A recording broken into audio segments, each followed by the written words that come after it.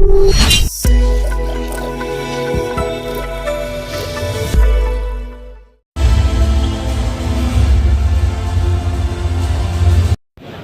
Bupati Wali Kota serta Bapak dan Ibu tamu undangan, baik yang hadir secara luring.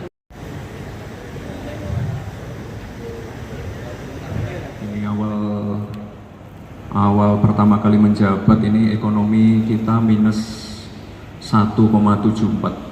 Tolong ditampilkan statistik dari BPS. Jadi awal-awal itu berat sekali Pak, minus 174. Semuanya fokus untuk penanganan COVID, refocusing anggaran. Lalu di tahun depannya sudah mulai membaik dengan angka pertumbuhan ekonomi 4,01%. Di tahun kemarin banyak sekali event yang kita adakan. Kita mulai membranding Kota Solo sebagai kota budaya yang modern. Kita punya event budaya ke Paris. Kita punya event ASEAN Para Games, konser Dream Theater, Muktamar Muhammadiyah, Porseni NU, dan lain-lain. Ini efeknya luar biasa sekali.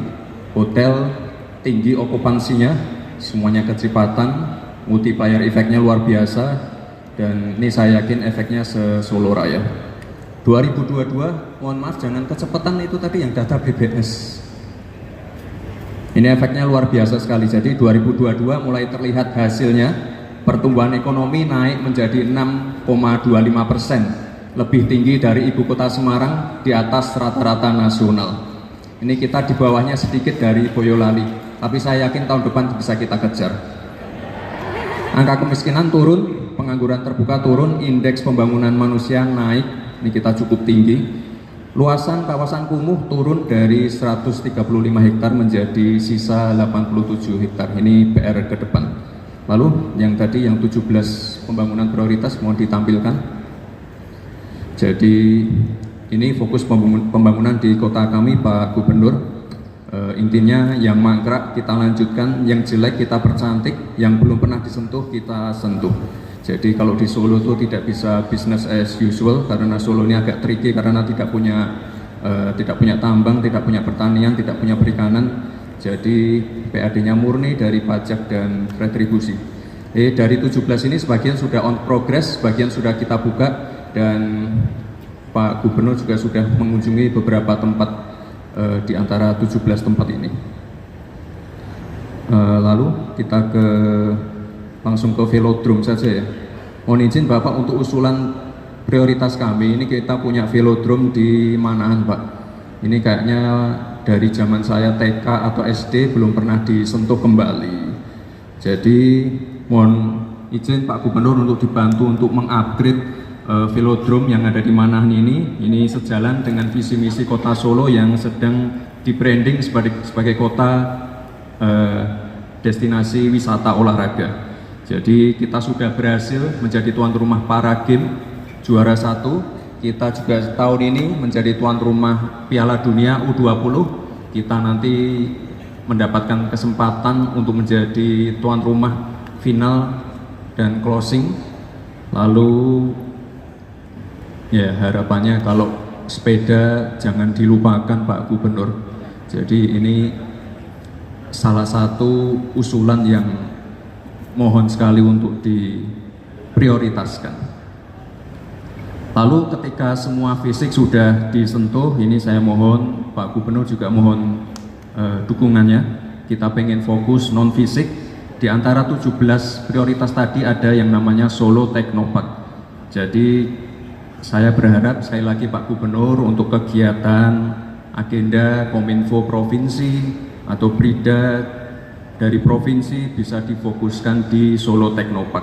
Di sana sudah ada inkubasi UMKM, pelatihan migas, las bawah air, dan pelatihan cyber security. Ini mohon ditampilkan videonya, hanya 1 menit saja.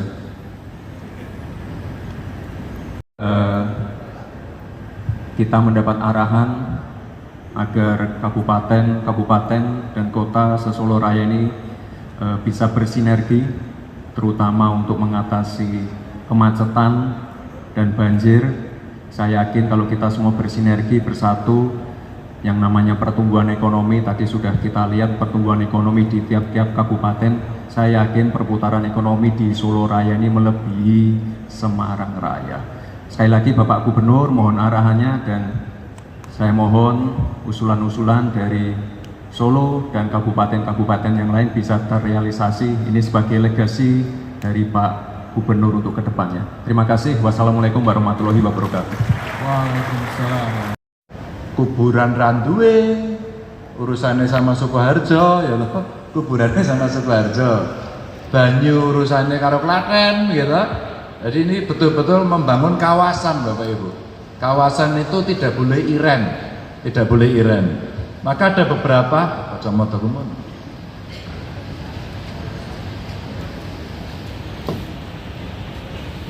nah biar cepat saya menjawab dulu beberapa pertanyaan. Jadi insya Allah untuk infrastruktur, karena saya nggak punya duit, tapi tugas saya untuk menyelesaikan keluh kesah Bapak Ibu. Jadi alhamdulillah kira-kira kita akan dapat bantuan sekitar 1,1 triliun nanti untuk membereskan infrastruktur ini yang ada di Jawa Tengah. Mudah-mudahan segera selesai.